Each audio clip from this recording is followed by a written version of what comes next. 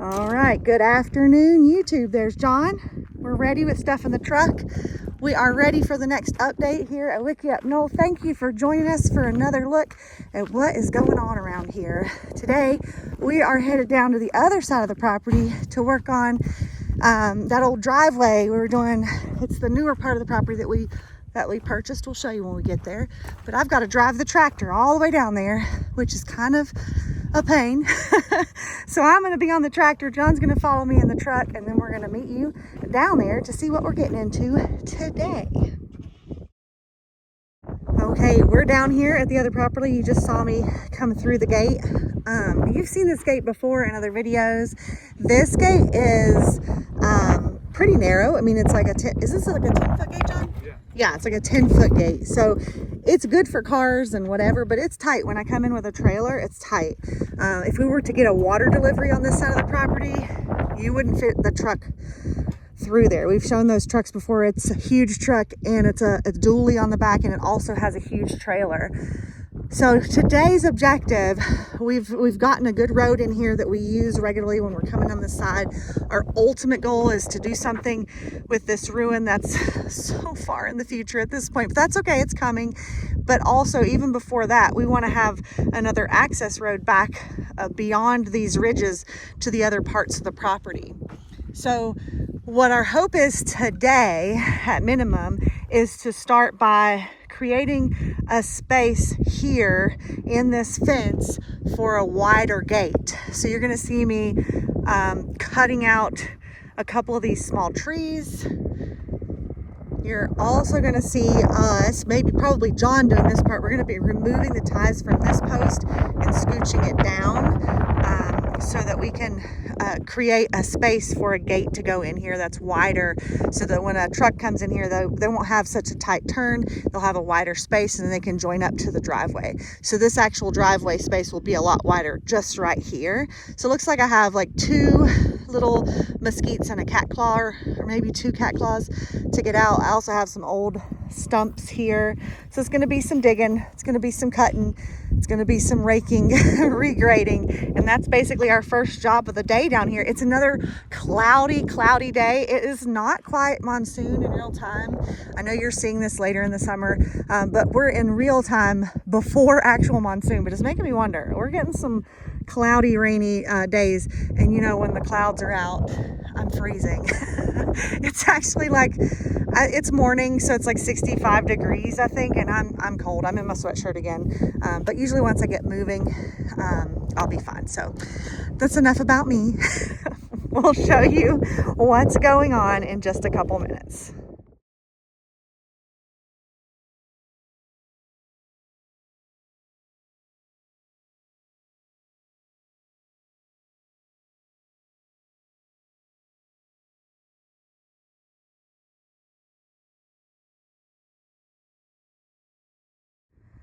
Okay, you just saw me on time lapse removing, I think there were 3 cat claws in here. Most of it I was able to get out. It's been raining a little lately, as you've heard me say. So the ground is not specifically soft, but it's a lot easier to deal with. But I do have 2 little pieces and a root that we have to trim off. So we're gonna work on that. Next one is, I don't like to take out mesquites because I do like them. They can get really tall and be shady, but it is exactly where we're gonna need access right here. So I gotta take this one out next, and then there's one little cat claw, which I don't mind taking out because they are my nemesis, and some people say they're non-native invasive here, so I do take those out when I can. But this is a mesquite. This one has been trimmed at some point, and you can see what happens when they're trimmed. That's a thorn right there.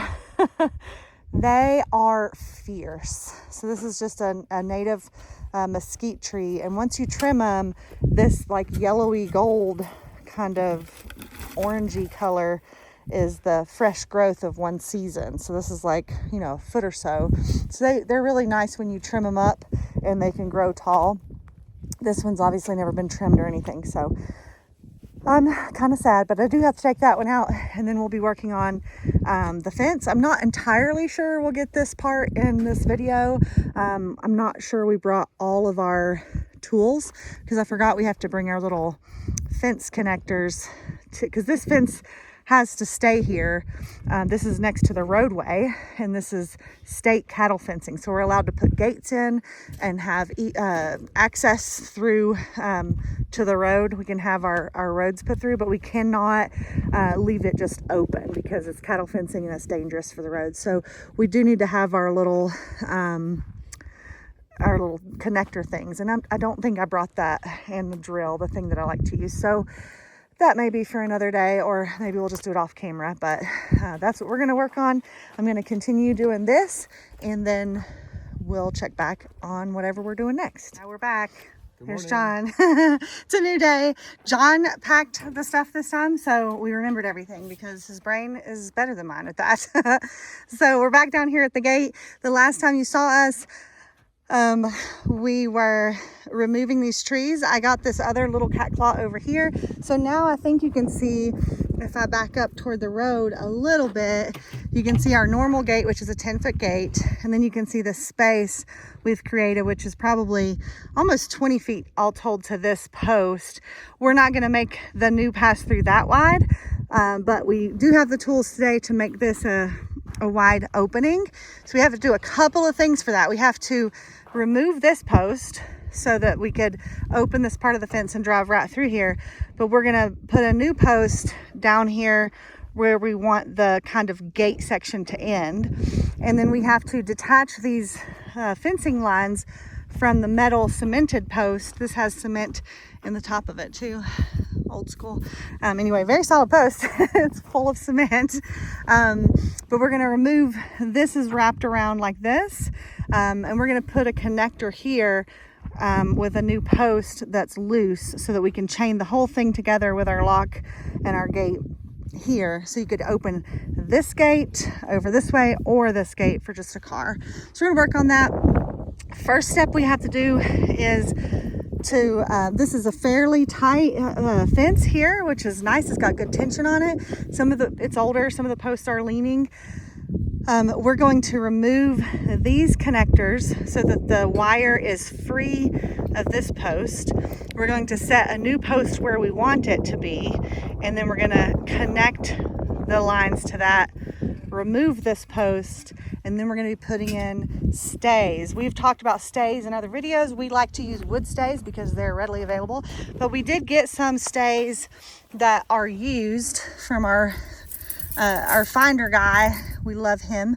And these wouldn't be very easy to actually put back in. You'd have to oil them and stuff, but we can wire them just like we do the tree stays into the fence over here, weave them in to make good tension, and then we're not with huge pieces of wood that we're having to manage and drag, because when you put the wood stays in, they're not as durable as metal, and that gives us a little more leeway since we'll be opening this and closing it for deliveries and whatnot. So that's what we're going to work on. I'll pick it up in a second and show you more of that as we're doing it.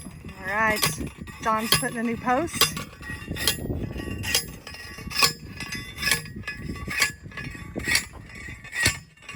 I removed this wire right here that's holding this post on, so this post is free. We're going to yank that out next. This post down here is now, if I get back, you can see that's the width that we want to deal with. So it's a good, what would you say, 12 feet, 20 feet? Probably, yeah, 16 or 18. Yes, it's plenty wide enough is the basic story here. Plenty wide enough for a big truck to come through and make this turn. So we've got that disconnected. So now John's going to use our handy dandy leverage fence puller outer thingy from Tractor Supply. And we're going to hook it on to here. If you don't know how these work, it's amazing. It has a bottom stop, has a little latch that's grooved right here, and you can catch it on the nubs. And then you just use a lever. Simple machine. Science. Science. All my fifth graders out there, if you're watching, this is a simple machine. Science at its best. So the fence post is out. Now we're going to wire a simple fence post to the wire. We're going to wrap it around, but we're not going to actually like set the post. We're going to use this as like a handle to open it. So we'll show you what that looks like in a second.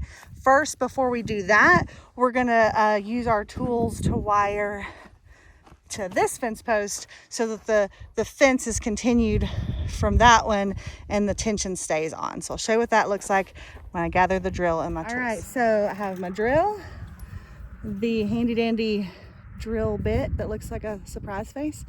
I'm going to put it in the drill like this. Well, maybe a little looser. It's a big, what do you call that? A chuck? It's big. And then we tighten it. Nope, I loosened it. Now I tighten it. And then you put this little thing around this T-post. Bend it just a little bit. I did show this on another video. So this is just a review. I'm going to do this on all of them, and then you just like that, and it's tight. Although my drill bit tried to come out, so it does that. So that's on there. I'm going to do that on the other 4 sections, and I will show you what John's doing down here. He is wiring a, let's see, he's wiring a fence post. Let me see if I can, let me get a better angle here. I'm always behind the camera. I can't work it from the front, John. He is wiring the fence post, the extra fence post next to this. This is going to be our opening bar. This fence post is straight enough, but we chose it because it's a little shorter than our others, and it's also very rusted at the bottom. It wouldn't be the greatest to choose for like setting and reusing, because if we buried it, it would be up to here and it would only be out 3 feet of the ground. So it's perfect for this situation. So we're going to wire the fence post on, and then we're going to unwire these sections and wrap this around here as well.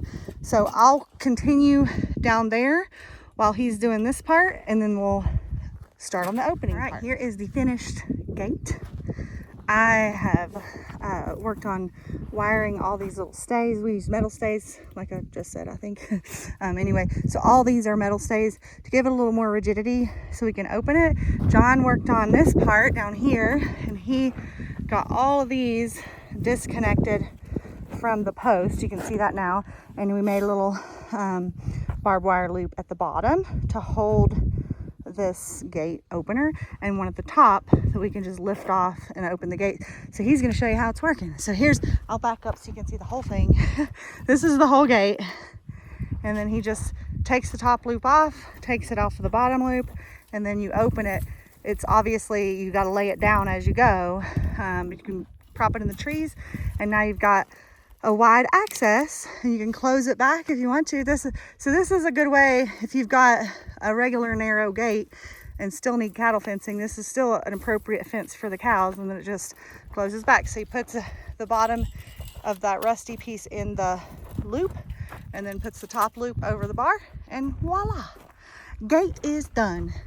It's a much nicer, sunnier day to do this. I'm kind of glad that I messed up and forgot the tools the last time. So there's the gate, there's the opening, all sans, trees and bushes, and now we can get up in here with any size vehicle. Likely, well, not any size, let's be real, not a transfer truck, but a large vehicle can come through here, and the regular small vehicles can come through too.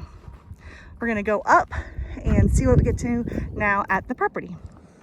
Good morning. It is a couple days later for us here. We did not do camera work the last couple days. We just worked off camera because it was windy and rainy. It's no fun to get your camera or your phone, it's my phone for me, wet while you're trying to get work. It wasn't a lot of heavy rain. It was just intermittent, kind of, annoying, but very, very good. Everything's nice and wet, which we need and we like. We got some of our boulders sorted out of our AB mix. We had ordered AB with riprap, and so we're finally getting down where we're separating some of those out for later use. We got the entire layer, this entire level of bags done now. So we did all the little short walls in there, and now we're ready to start another layer, which I believe is our 4th layer all told. It's our 3rd AB layer. So we'll be doing that starting later. Before we do that though, just like we backfilled over here up to where we were, we're going to be backfilling the areas over there where we were working yesterday and day before off camera, so we can get that all leveled up to the same spot, easier to walk around in, easier to fill in. We're coming quickly to the level where it's a lot easier, and in a couple more levels we'll be able to fold this hardware cloth over and get it out of the way, fold it over into the bag. So looking forward to that. We'll be filling with our native soil up here, which is mostly decomposing granite and a teeny tiny bit of clay in some parts. That's the color you see there. So we're working on that. So the next time you see us will be after breakfast, but we'll be using this pile to backfill in the back and on that side over there.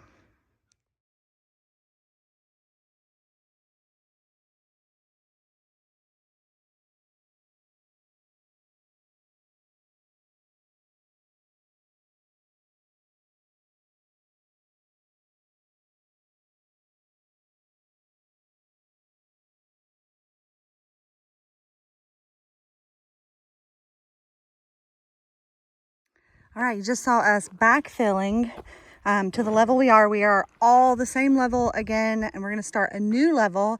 This will be our 4th bag layer above a rock base. So we're gonna go over the seams here. We're gonna do these short bags first, here and over there. And then we're gonna see where we go. But I wanted to point something out. We're backfilling everything except for 3 places. One of those places is here. I think I've shown this before. This is where my plumbing and electrical is going to come in from my utility room area over across this kind of hallway right there. So, because my water tank is here, my septic is back there. So all of the things will come through this box, hopefully. So I'm not backfilling up to here so that we can have easy access once the walls are up to run things in and get the pipes and all that in. That's one area. I'm also, same thing over here. This box is actually for air vent tubes. We haven't backfilled that section yet, but we will on the next round. So I don't want to put anything in there yet. And then the last area is over here in this corner. And the only reason I'm not backfilling here is because of our progress. I want to be able to show our progress from the gravel base all the way up to where we stop for a time. And I'm talking about progress because we're building alternatively here off grid, but we don't just get to do whatever we want. We are still building on a permit, and we have periodic check-ins every now and then with our local municipality, our county, where we have to show what we've done in a period of time, and that period of time is coming up for us in August. So we are fast approaching that, and so I'm trying to get that up to where I want it to be, because the permit section is for the house build, but the other builds we're working on for the pole barn and the chicken, those are just auxiliary buildings. They're smaller than 200 square feet. They're animal shelters. They're not permitted structures.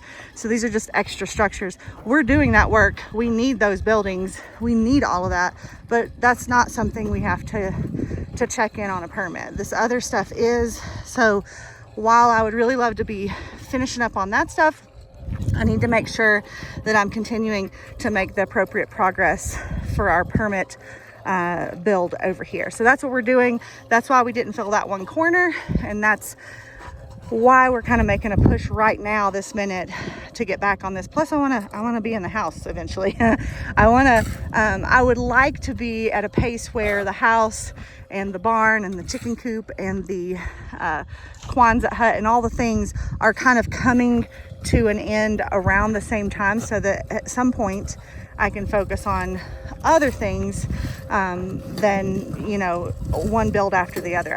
And you know, those spaces will grow simultaneously. We've talked about that before, but that's why we backfilled in that way, and that's what we're doing. So next thing we're gonna do is start those bags. John's already mixing, and I'm gonna get the bags ready for these 2 sections on the bucket, and then I'll check back in probably on time lapse so you can see what that looks like again.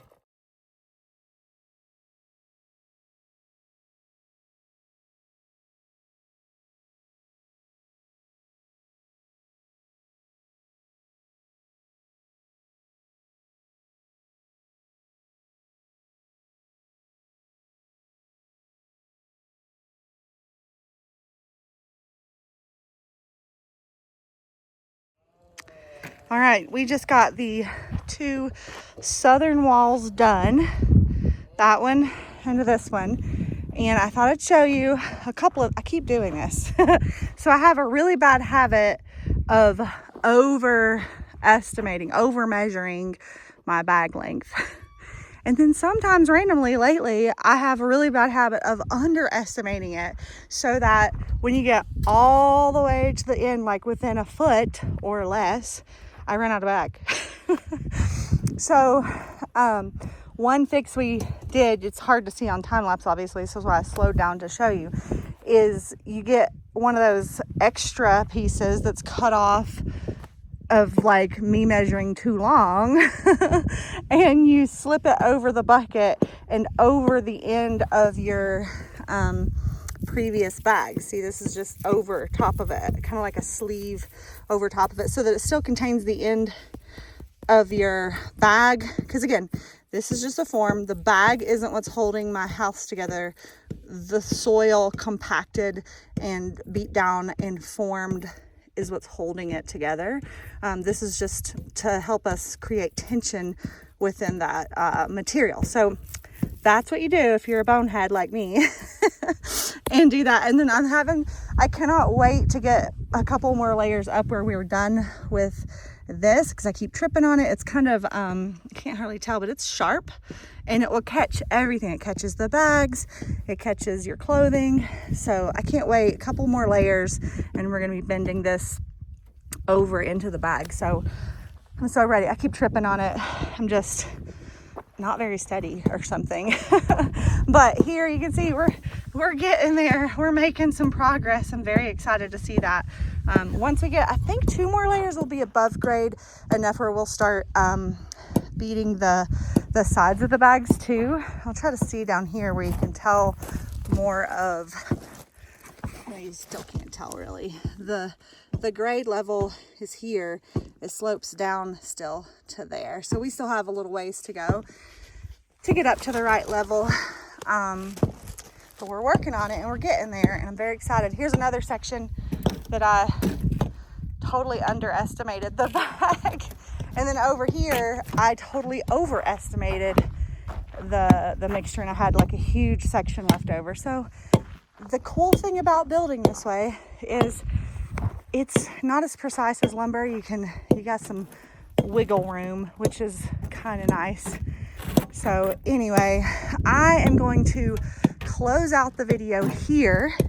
We're going to continue this. We're done for today. We're tired. We've been around doing other things around town, and I'm obviously not measuring well. So I'm ready to stop this day, and I think we have enough to stop this video so it doesn't get too long for you guys, and we'll pick it back up here next week on whatever comes next here at Wiki Up Knoll Off Grid.